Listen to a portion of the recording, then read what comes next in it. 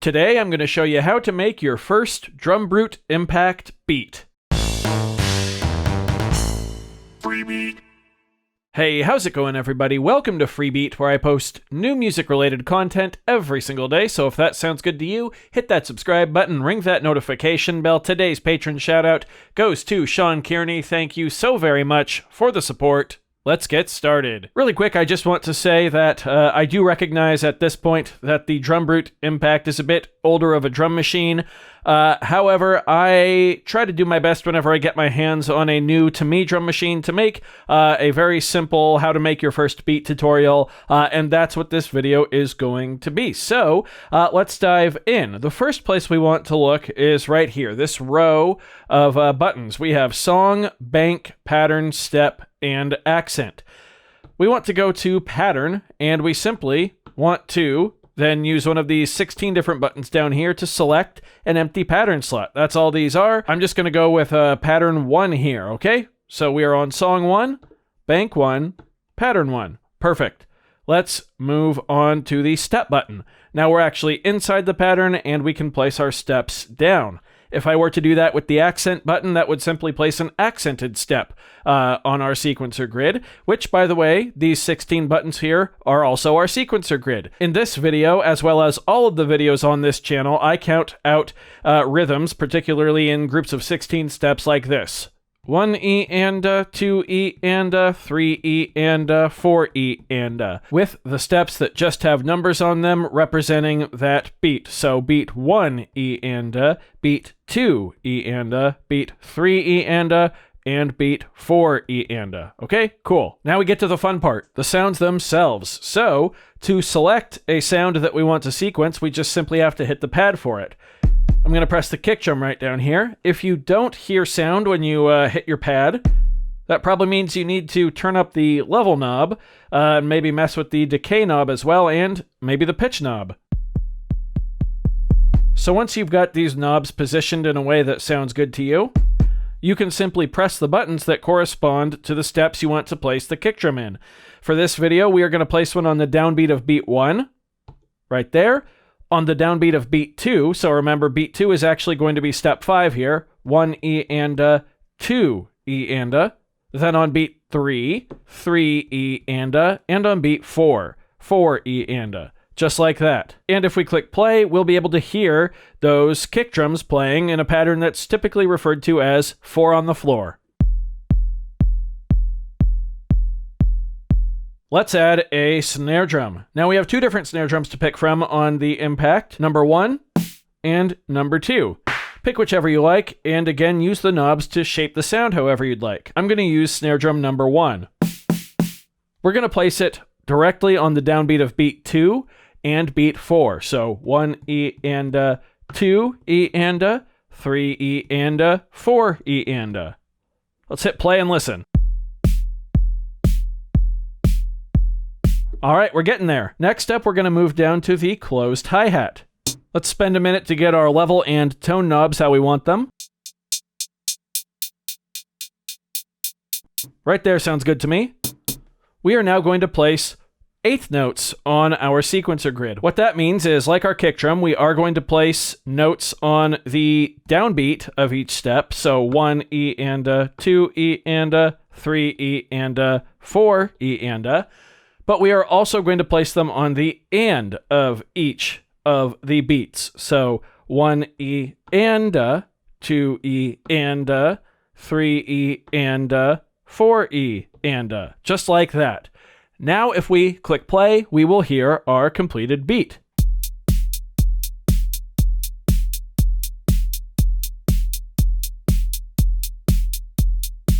Now you're free to add or subtract steps from any of our different instruments down here as you see fit. Also at this time, I'd like to point out that you can switch between your selected sound without having to actually hit the pad and hear the noise. You can hold Shift and click on a pad to switch between your instrument silently. This is great for when the sequencer is running and you don't want to have the pad you're hitting make the sound when you switch. So let's do that by adding a tom at the end here. So I'm going to hold Shift and click on tom to switch to my toms, I'm going to place 2 on the last 2 steps. I'm going to tune up the drum a bit. There we go.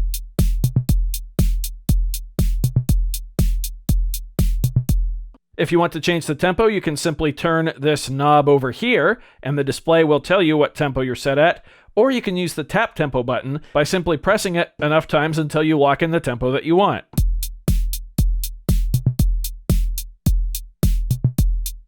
There you go.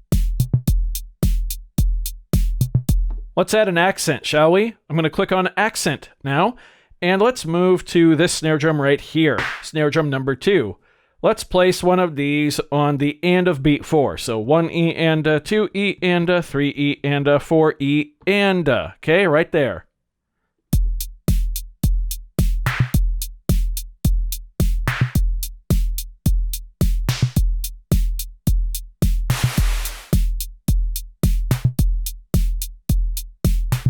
Cool. If you want to add swing to your pattern, you can simply use the swing knob.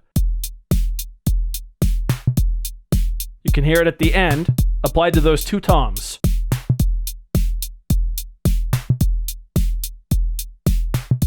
You can also click Current Track and then use the swing knob to apply swing only to the instrument that you have selected, which is really handy. That's also how the random feature works. If you turn the random knob, you will start to get random notes on your sequence, and that goes across all of your different instruments.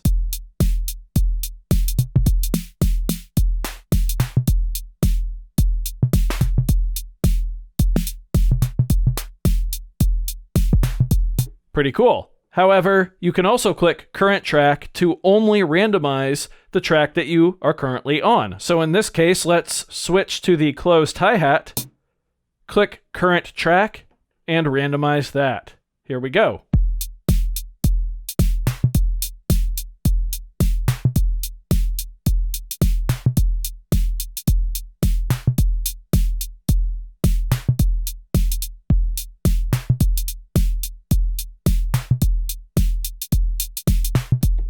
I've actually found that the randomized feature on the Impact is pretty smart in terms of where it places the extra random notes. It really seems to have contextual awareness for what sound you're on, which is really cool. And it basically means you're not going to have anything that's, completely awful pop up by using the random function. And that's just great, because sometimes random functions can lead to disaster. Luckily, if disaster does strike, you can always just turn the random back to 0 real quick, and no harm, no foul. The last thing I want to talk about is using live record. To do that, we simply play our pattern, click the record button, and now we can hit any of our tracks to simply record that note in.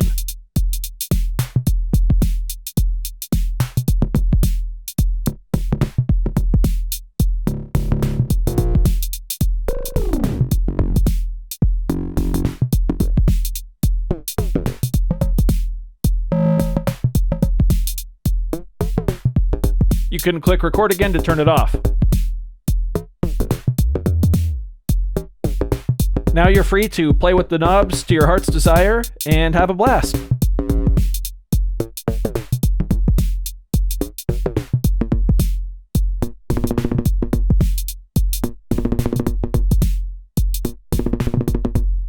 All right, one last little tidbit. As you saw there, I used this little touch strip here to add some repeats to the pad that I was playing. So if you hold Shift and make sure that Roller is lit up right here on pad number 9, you can actually use this touch strip in combination with any of your sounds down here to roll them. It's really actually just repeating them at whatever note value you have selected here. So quarter note, eighth note, 16th, or 32nd.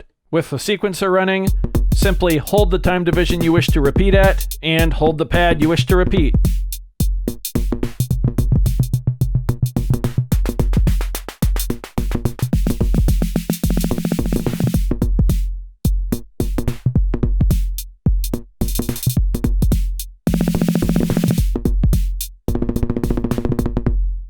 Now, of course, there's a lot more to the Drumbrute Impact. You can extend your patterns, you can chain your patterns, you can use the distortion, and so much more, but this was just meant to be a basic tutorial, how to get you started with your first beat, and, just really how to get you to the point where you can start playing with the knobs and having some fun in real time.